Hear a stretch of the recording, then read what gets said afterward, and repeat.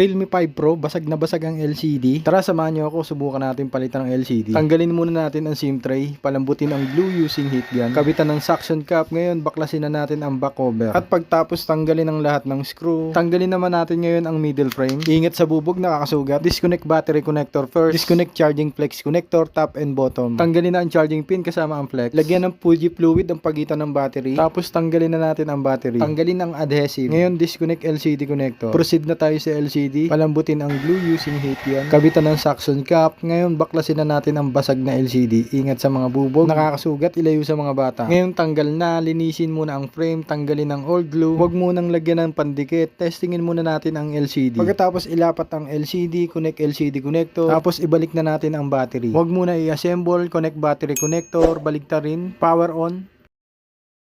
Yun. At kung nagustuhan nyo pong palit LCD tutorial, don't forget to like, share, and subscribe po.